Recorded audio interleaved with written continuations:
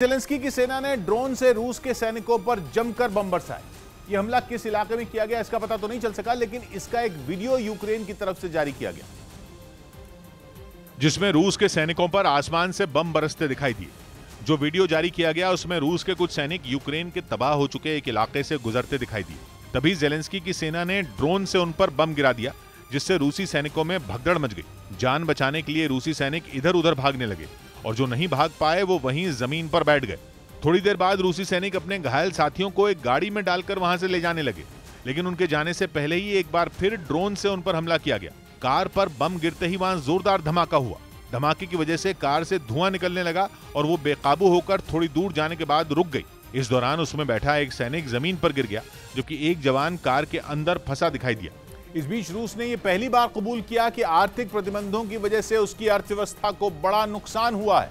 इससे भी अहम यह कि रूस को यह झटका कच्चे तेल के कारोबार में लगा है। रूस के वित्त मंत्री के मुताबिक रूस का कच्चे तेल का प्रोडक्शन इस साल 17% गिरने वाला है, जिसका मतलब यह हुआ कि रूस का इस साल का कच्चा तेल का प्रोडक्शन बीते 18 साल में सबसे कम रहने वाला है। इसके पीछे अमेरिका और यूरोपियन यूनियन के प्रतिबंधों को वजह माना जा रहा है। कच्चा तेल निकालने में रूस पूरी दुनिया में जंग से पहले तक तीसरे नंबर पर था। रूस के लिए कच्चे तेल का कारोबार नेचुरल गैस से अलग है, जिसकी सबसे बड़ी वजह है यूरोप की गैस पर निर्भरता।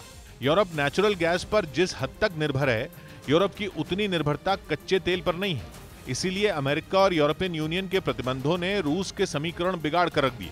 ऐसा 2 दशक में पहली बार हुआ है जब रूस को इतना तगड़ा झटका लगा और रूस का तेल उत्पादन गिर गया, वो भी ऐसे वक्त में जब प्रतिबंधों की मार से महंगाई पहले ही आसमान को छू रही थी। कई देशों ने रूस का कच्चा तेल खरीदना बंद कर दिया। इसीलिए प्रतिबंधों की वजह से रूस के कच्चे तेल का प्रोडक्शन इस बार काफी कम होने का अंदेशा है। हालांकि इसकी भरपाई के लिए भी रूस के पास योजना जरूर है। माना जा रहा है कि तेल के खेल में पुतिन का प्लान पहले से तैयार था, जिसका असर भी साफ दिख रहा है। अभी तक कच्चे तेल से होने वाली रूस की कमाई के आंकड़े तो सामने नहीं आए, लेकिन माना जा रहा है कि पैदावार कम होने के बावजूद रूस की कमाई कम नहीं हुई। यूक्रेन की जंग शुरू होने से पहले ही कच्चे तेल की कीमतों में आग लगनी शुरू हो गई थी। कच्चे तेल की कीमतें जंग से पहले की कीमतों के मुकाबले करीब 60% ऊपर पहुंच गई थी, जबकि पिछले साल के मुकाबले तो कच्चा तेल अब भी करीब 24% तक महंगा है। यही वजह है कि कच्चे तेल की बिक्री कम होने के बावजूद रूस का मुनाफा कम नहीं हुआ। हालांकि माना यह जा रहा है कि रूस अपने कच्चे तेल के प्रोडक्शन को बढ़ाने का भी इंतजाम पहले ही कर चुका है, क्योंकि माना जा रहा है कि कच्चे तेल से जुड़ी डील लंबे वक्त के लिए होती है और जब तक पहले से चल रही डील की मियाद खत्म नहीं होती तब तक किसी नए सप्लायर से तेल की खरीद नहीं की जा सकती। मतलब यह कि भारत और चीन जैसे अपने नए ग्राहकों से रूस ने डील तो कर ली, लेकिन इन देशों को तेल की सप्लाई शुरू होने में कुछ वक्त और लगेगा। जबकि दूसरी वजह रूस को कच्चा तेल निकालने में आ रही कुछ तकनीकी परेशानियां हैं। मतलब कुछ ऐसी कंपनियां जिन पर कच्चा तेल निकालने के लिए रूस निर्भर था, लेकिन जंग के बाद उन्होंने रूस में अपना कारोबार बंद करने का ऐलान कर दिया। इसलिए रूस के सामने अब ऐसी नई कंपनियों को काम पर लगाने की भी चुनौती है। जिसका मतलब यह कि पहला तो तेल निकालने में आ रही तकनीकी परेशानियां और दूसरा नए ग्राहकों तक तेल की सप्लाई।